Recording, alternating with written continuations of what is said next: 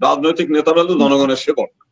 তারা জনগণের ইচ্ছা অনিচ্ছার উপর নির্ভর করে জনগণের কিভাবে সেবা করা যায় সেই কাজটুকু করবে। তা না করে এখানে ওই শেখ হাসিনা এখান থেকে চলে যাওয়ার পরেই তাদের ওই যে ব্যর্থ প্রেমিকের যে মানে ভাব থাকে, আমরা দেখি লাইলি মজনু গল্পের মধ্যে, কবিতার মানে কাব্যগ্রন্থের মধ্যে অনেকটা সেই রকম একটা ভাব তাদের মধ্যে বিরাজমান। বাংলাদেশের জনগণ যতক্ষণ চাইবে ততক্ষণ থাকবে, সম্পর্ক থাকবে এদের সঙ্গে। এটার ফরম্যাট কি হবে সেটা কি ভারত বলে দিবে নাকি? তাদের কথা মতো কি আমাদের এই সরকারের ই হবে? নির্বাচিত হোক অনির্বাচিত হোক। পৃথিবীর সৌদি আরবের সঙ্গে তাদের সম্পর্ক নাই, তালেবানদের সঙ্গে সম্পর্ক নাই। তালেবানরা কি নির্বাচিত সরকার? সৌদি আরবে কি নির্বাচিত সরকার? তো এই সমস্ত এইগুলো হচ্ছে পাগলের প্রলাপের মতো তাদের আচরণ। যারা বড় বড় হাসপাতাল খুলে বসেছিল, ডাক্তারদের মাসে মাসে বেতন দিতে হচ্ছে, অথচ রুগী নাই। সেখানে বাংলাদেশ থেকে প্রতিদিনে হাজার হাজার কোটি টাকা তারা ওখানে পেত, মানে সেই টাকাগুলো তারা পাচ্ছে না। তো সব দিক দিয়ে তো তাদেরই ক্ষতি হচ্ছে। ভারত থেকে তো বাংলাদেশে মানুষ, পর্যটকরা আসে না, এখানে টাকা ব্যয় করে যায় না, বরং এই দেশ থেকেই কোটি কোটি টাকা মানে মানুষ ভারতে যাচ্ছে। কূটনৈতিক পরিবর্তন বলতে ওনারা যে কথাটা বলেছেন যে কোনো নির্বাচিত সরকার না আসা পর্যন্ত তারা ঠিক ওই রাষ্ট্রীয় ভাবে যে কূটনৈতিক সম্পর্ক স্থাপন করা দরকার সেইভাবে তারা করবে না। সচিব পর্যায়ে কিছু মানে যেটা অসমাপ্ত কাজ, সেই কাজগুলোর তারা তদারকি করতে চায়, এর বাইরে কিছু না, নতুন কোনো চুক্তি বা কোনো কিছু না। মূল বিষয়টা হলো যে তারা এখনো ওই শেখ হাসিনার পরাজয়ে তারা এখনো মানসিকভাবে বিধ্বস্ত। যে কারণে দেখলাম যে তাদের দেশের কিছু রাজনৈতিক নেতারা এখনো ওই আমার মতো এক ধরনের পাগলামি, যেমন এক নেতা, পশ্চিমবাংলার এক নেতা বলেছেন যে শেখ হাসিনাকে বিমানবন্দরে রিসিভ করতে হবে, মানে প্রধানমন্ত্রী, সে এখনো বৈধ প্রধানমন্ত্রী। এই সমস্ত পাগলামি বক্তব্য আমরা দেখতে পাচ্ছি। এবং একই সঙ্গে ভারতের যে রাষ্ট্রীয় যিনি পররাষ্ট্র সচিব, তার বক্তব্যের মধ্য দিয়েও সেটাই অনেকটা ইঙ্গিত বহন করে। আমার বক্তব্য হচ্ছে যে বাংলাদেশে কোন সরকার থাকবে কি থাকবে না, যদি ইউনূস আগামী 20 বছর থাকে, এখানে নির্বাচিত সরকার না, পৃথিবীর বহু দেশে, সৌদি আরব ওইসব দেশে হচ্ছে রাজতন্ত্র প্রতিষ্ঠিত আছে, কোনো গণতন্ত্র নাই। এখন তালেবান শাসন হলো আফগানিস্তানে, সেখানেও তাদের সেই গোসা করে থাকা দেখেছি দীর্ঘদিন, পরে আবার ঠিকই তাদের সঙ্গে সম্পর্ক স্থাপন করেছে। এখন বাংলাদেশেও হয়তো এইরকমই হতো। আমার মতে যদি এই ইউনূস সরকার এখন যেটা অন্তর্বর্তীকালীন সরকার, এটা যদি নাম চেঞ্জ করে জাতীয় সরকার কিংবা বিপ্লবী সরকার গড়ে তুলে যদি আরো 5 বছর থাকে, তখন তাদের অবস্থানটা কি হবে? তো বিষয় হলো যে আমাদের মতে যে বাংলাদেশের জনগণ কাকে বসাবে, কোন ভাবে বসাবে, কোন সরকার কিভাবে চালাবে, সেটা তো বাংলাদেশের জনগণের একান্তই অভ্যন্তরীণ ব্যাপার। এই জায়গা তো ভারতের করা উচিত না। ভারতের সবসময় নিয়ম উচিত বাংলাদেশের জনগণের আশা আকাঙ্ক্ষা, ইচ্ছা অনিচ্ছার প্রতি মানে সম্মান দেয়া। তারা কিন্তু সেই জিনিসটা না করে ওই শেখ হাসিনা ওখানে রয়ে গেছে, তাকে কিভাবে বাংলাদেশে পুনর্বাসিত করা যায়, তাকে কিভাবে এখানে নিয়ে আসা যায়, সে নাই তো বাংলাদেশ, মানে তাদের কোনো পরিকল্পনা নাই। এই ধরনের মানসিকতা, এটা দুই দেশের যে প্রতিবেশী, সেই প্রতিবেশী সুলভ যে সম্পর্ক, সেই সম্পর্কের বিরোধী। কারণ হচ্ছে আমরা উভয় দেশই কোনো ভাড়াটিয়া বাড়ির মতো না যে বাড়ি ছাড়িয়ে চলে যাবো, আরেক দেশে চলে যাবো, আরেক বাড়িতে যাবো, তা না।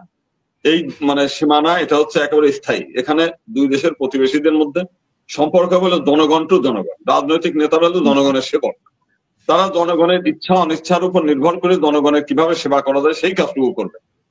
তা না করে এখানে ওই শেখ হাসিনা এখান থেকে চলে যাওয়ার পরেই তাদের ওই যে ব্যর্থ প্রেমিকের যে মানে ভাব থাকে, আমরা দেখি লাইলি মজনু গল্পের মধ্যে, কবিতার মানে কাব্যগ্রন্থের মধ্যে অনেকটা সেই রকম একটা ভাব তাদের মধ্যে বিরাজমান। বিভিন্ন নেতাদের সঙ্গে যতটুকু আলাপ আলোচনা করি, তারা যে ওই কতটা সেই যে আমরা দেখতাম, আমরা এখন অতটা হয় কিনা, ওই প্রথম প্রেম হলে পরে স্যাক খাইলে পরে যে ধরনের উন্মাদনা আসে না, এইরকম একটা তাদের মানসিকতার মধ্যে সেই রকম।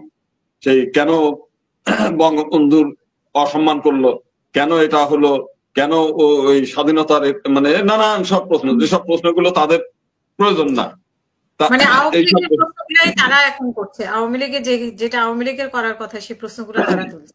হ্যাঁ, তারা অনেকটাই বিরহ কাতর, মানে যেভাবে হয় সেরকম বিরহের অবস্থায় আছে আর কি। কোন স্বাভাবিক যে মানে চিন্তা চেতনা, স্বাভাবিক যে সম্পর্ক থাকা উচিত একজন মানুষের, স্বাভাবিক চলাচল, স্বাভাবিক চিন্তাধারা, সেই রকম চিন্তাধারা আছে তাদের নেতাদের মধ্যে পাওয়া যায় না। আমি মনে করি পররাষ্ট্রমন্ত্রীর সচিবের বক্তব্যের মধ্য দিয়ে সেই রকম।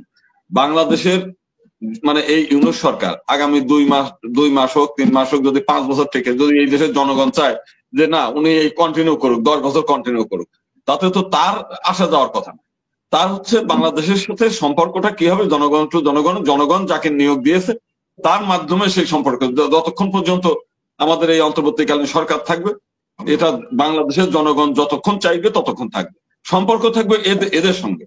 এটার ফরম্যাট কি হবে সেটা কি ভারত বলে দিবে নাকি? তাদের কথা মতো কি আমাদের এই সরকার এই হবে? নির্বাচিত হোক অনির্বাচিত হোক, পৃথিবীর সৌদি আরবের সঙ্গে তাদের সম্পর্ক নাই, তালেবানদের সঙ্গে সম্পর্ক নাই, তালেবানরা কি নির্বাচিত সরকার? সৌদি আরবে কি নির্বাচিত সরকার? তো এই সমস্ত এইগুলো হচ্ছে পাগলের প্রলাপের মতো তাদের আচরণ। তো সেই কারণে বাংলাদেশের তো সবসময় চায় যে প্রতিবেশী অগ্রাধিকার, প্রতিবেশী কখনো পরিবর্তন করা যায় না, প্রতিবেশীর সঙ্গে সম্পর্ক মানে সবসময় ভালো রাখতে হবে, এটা তো বাংলাদেশের তরফ থেকে সবসময় আগ বাড়িয়ে বলা হচ্ছে। কিন্তু তাদের ভাবখানা যে শেখ হাসিনা নাই তাই আমরা সম্পর্ক করবো কার সাথে, ঠিক এই একখানা ভাব আর কি। তো সেই জন্য আমি মনে করি ভারত সরকারের উচিত যে বাংলাদেশের জনগণের মানে বিশ্বাস, চিন্তা, চেতনা, এটার প্রতি মানে বিশ্বাস স্থাপন করে, এটার প্রতি সম্মান প্রদর্শন করে বাংলাদেশের সঙ্গে সম্পর্ক স্বাভাবিক করা উচিত।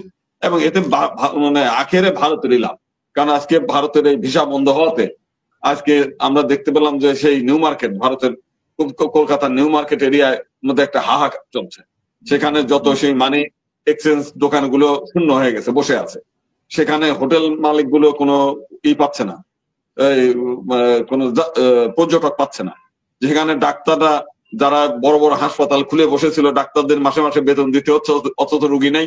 সেখানে বাংলাদেশ থেকে প্রতিদিনে হাজার হাজার কোটি টাকা তারা ওখানে পেত, মানে সেই টাকাগুলো তারা পাচ্ছে না। তো সব দিক দিয়ে তো তাদেরই ক্ষতি হচ্ছে।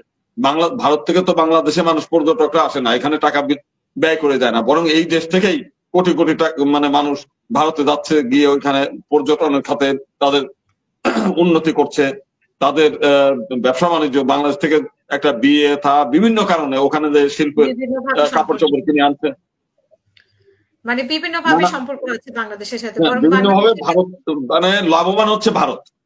তো এখন যদি ভারত, হ্যাঁ, এবং ভারতের মধ্যে এটা নিয়ে একটা অসন্তোষ তৈরি হয়ে গেছে অলরেডি।